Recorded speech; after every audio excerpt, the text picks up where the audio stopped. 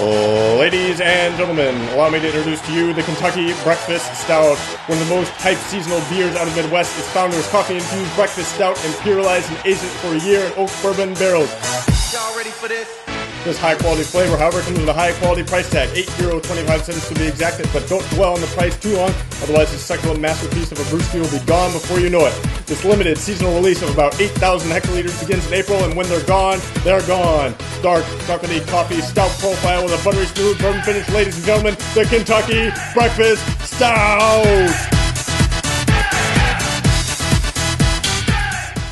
So if you guys like that intro. So today we're talking about the Kentucky Breakfast Stout. It is an oil black, imperial, barrel-aged, amazingly great, good, and we're gonna be trying it out today. I hope you guys enjoy the review. All right, so right off the bat, I open this thing up to pour it, do the whole pouring sequence, you know, and you can smell it already. It is extremely strong, chocolatey, coffee, and like sweetness. It's not like dark and like rusty. It's a really nice like cafe latte. That's what I would describe it as. Let's look at this thing one more time. The head on it is a nice caramely, chocolatey brown. It's like a black hole. That's how dark this thing is. Do not be intimidated by this beer. This is not a barley wine. This is a stout, although it has been aged in bourbon barrels.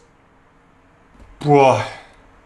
It smells so amazing. It was really one of the best smelling beers that I've done a review of. Better than any other stouts I've done. I really do like this, the aroma and the smells of stouts. You get these really nice dark chocolatey and coffee flavors. Although I'm not a fan of drinking coffee, I love the smell of coffee. I can just imagine I'm gonna love drinking this. I already know what it tastes like, and it's really, really good. So let's just cut to the chase and try this puppy out.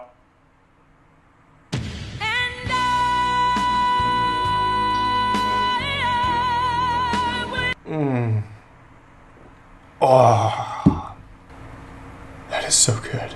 That is so good. That is extremely, extremely delicious. It's smooth and velvety. It is not harsh at all. It is not overpoweringly strong from alcohol or any one particular flavor. It's got a really nice texture to it. Coffee and chocolate, heavy on the coffee and chocolate. At the end, you're getting a little bit of an alcohol taste, but this thing has 11.8% alcohol, and for having that much alcohol in a beer, you taste alcohol very, very, very, very little. Oh, that is so good. That is so, so delicious. So I kind of flip some stuff around. Normally in the intro I talk about the brewery and, you know, when it was founded and stuff like that, and now I kind of talked about the beer instead, so we're gonna talk about the brewery right now. So it opened in 1997. This beer came out in 2003. They're located in Grand Rapids, Michigan, which is like 45 minutes away from where I went to school. So this is another local Michigan beer. I'm very familiar with Founders. This beer I actually haven't tried.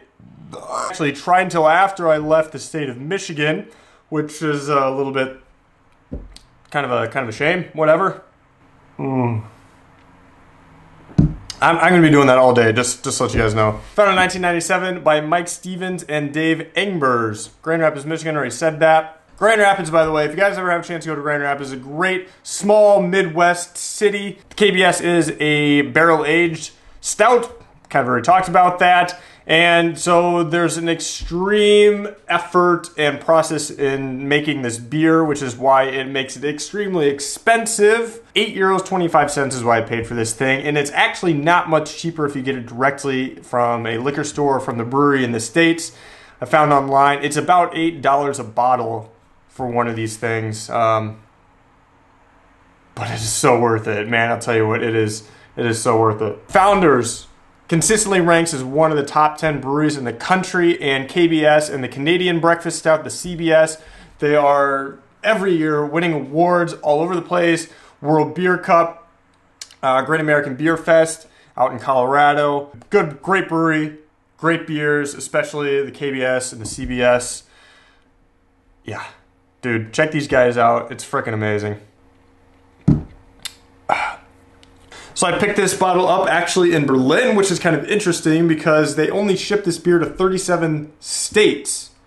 and no other countries. So that means that someone had to come over from Germany to the U.S., buy up some bottles, take them back to Germany, and sell them. Or there's definitely some kind of black market deals going on to get this beer. It is limited selection, limited release, seasonal beer, and there's actually when you try and buy it, there's a limited amount of bottles usually in what you can purchase. Oftentimes 2 bottles. So imagine getting 2 of these things, and that's it. That's all you're allowed to have until next year. Well, I guess you could go back to the store again later, but getting your hands on this thing is not impossible, but is definitely a task at hand.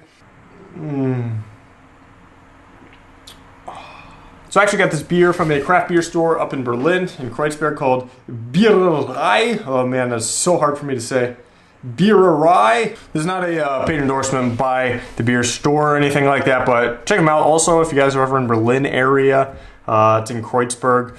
They have 500 different beers, bottled beers, and they have a huge refrigerated section too, so you can get brewskis going. Actually, while I was there, hold on. There it is. That's where I keep all the beers I have. I've actually picked up this beer, Schnee Eule. This is a Berliner Weisse, and the brewer was actually in the store when I was picking up this KBS. So we're gonna be doing a review on this thing as well, but it'll probably take a little bit of time. When does this thing expire? I know someone that bought one of these things and the freaking glass bottle exploded on her.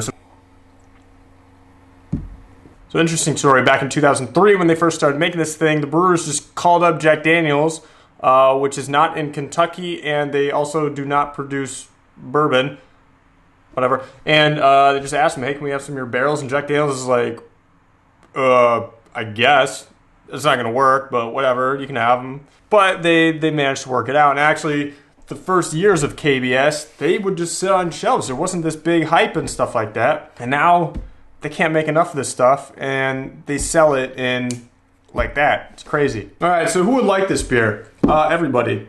If you are new to craft beer, if you don't like the taste of beer, this is the beer for you.